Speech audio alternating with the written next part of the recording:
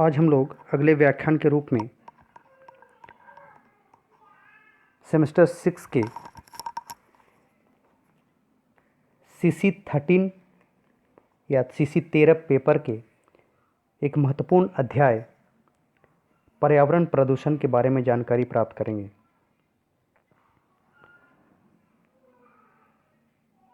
पर्यावरण प्रदूषण एक बड़ा चैप्टर है।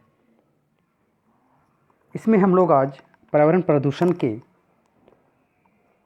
प्रमुख प्रकारों में एक वायु प्रदूषण के बारे में जानकारी प्राप्त करेंगे। वायु प्रदूषण या एयर पोल्यूशन।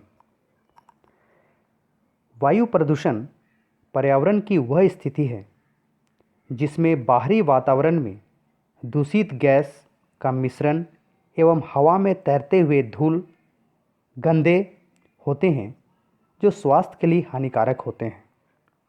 दूसरे शब्दों में इसको हम लोग समझ सकते हैं वैसी वायु जो मानव स्वास्थ्य के लिए अहितकर हो जाती है तो उसे हम लोग प्रदूषित वायु कहते हैं।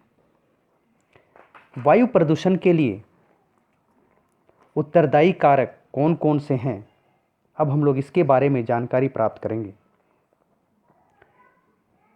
पहला तो उद्योग वायु प्रदूषण के लिए जिम्मेवार है। देश का आर्थिक विकास उद्योग से जुड़ा हुआ है। उद्योग इकाई को कच्चे माल की जरूरत पड़ती है जो कि प्राकृतिक संसाधन अर्थात खदानों से उत्खनन द्वारा प्राप्त होते हैं, जैसे लोहा, कोयला, डोलोमाइट आदि। जब खदानों में ब्लास्टिंग किया जाता है तब धूल और गर्दे हवा में मिलते हैं और पर्यावरण को दूषित करते हैं। दूसरी ओर औद्योगिक कारखानों के चिमनी से निकलने वाले धुएं, जिसमें carbon dioxide, carbon monoxide, sulphur dioxide, nitrogen oxide, hydrocarbon एवं जहरीले गैस पर्यावरण या वायुमंडल में फैलते हैं, जिसका बुरा असर मानव एवं अन्य जीव जंतुओं पर पड़ता है। इसका एक उदाहरण भोपाल स्थित यूनियन कार्बाइड कारखाना से बहुत ही जहरीली गैसों के रिसाव से हजारों लोगों के मर जाने से है, जिसे हम लोग भोपाल गैस कांड भी कहते हैं। वायु प्रदूषण के लिए दूसरा उत्तरदायी कारक है डोमेस्टिक सोर्सेस या घरेलू क्रियाकलापें या घरेलू स्रोत। भारत में जनसंख्या विस्फोट वायु प्रदूषण का दूसरा महत्वपूर्ण कारण है। भारत की कुल आबादी की करीब 60% आबादी अभी भी खाना बनाने के लिए जलावन, लकड़ी, कोयला एवं बायोमास आदि ऊर्जा का इस्तेमाल करती है। इन ऊर्जा स्रोतों के जलने से भारी मात्रा में धुआं पैदा होता है और वह वायुमंडल में फैल जाता है। वर्तमान समय में इस समस्या को दूर करने के लिए LPG के इस्तेमाल की जा रही है, जिससे प्रदूषण कम होता है। वायु प्रदूषण के लिए या एयर पोल्यूशन के लिए तीसरा उत्तरदायी कारक है रोड ट्रांसपोर्ट यानी सड़क परिवहन। सड़क मार्ग का आवागमन एक बहुत बड़ा चुनौतीपूर्ण कार्य है जिसमें एक विशाल जनसमूह को संभालना पड़ता है। लगातार 2, 3 और 4 पहियों वाली वाहनों की संख्या में ज़बरदस्त वृद्धि हो रही है जो कि पेट्रोल एवं डीजल से चलती हैं।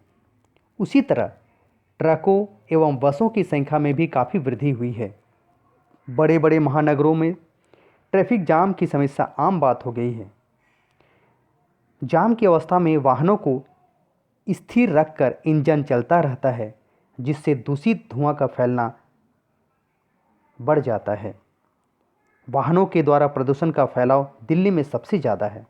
इसके बाद बॉम्बे, बेंगलोर, कलकत्ता एवं अहमदाबाद जैसे बड़े शहरों में है। वर्तमान में झारखंड के भी कई औद्योगिक शहर या नगर इस समस्या से जूझ रहे हैं। वायु प्रदूषण के लिए अगला उत्तरदायी कारक है थर्मल पावर प्लांट्स अर्थात ताप विद्युत केंद्र। पूरे ऊर्जा उत्पादन का करीब 74% ऊर्जा ताप विद्युत से प्राप्त होता है, जो कि कोयला उपयोग से मिलता है। कोयला जलने से बड़ी मात्रा में राख हवा में उड़ती है, जो वायु प्रदूषण को बढ़ाती है। फिर भी ऐसी तकनीक विकसित की गई है जिससे हवा में उड़ने वाली राख से कार्बन ब्रिक बनाया जाता है, जो कंस्ट्रक्शन या निर्माण कार्य में इस्तेमाल किया जाता है।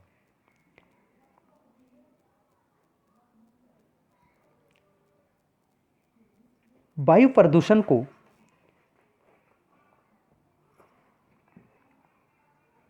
रोकने के लिए सरकार समय समय पर कई प्रकार की कानूनें बनाई हैं, जिसमें वायु प्रदूषण अधिनियम, वायु प्रदूषण बचाव एवं नियंत्रण अधिनियम 1981 है।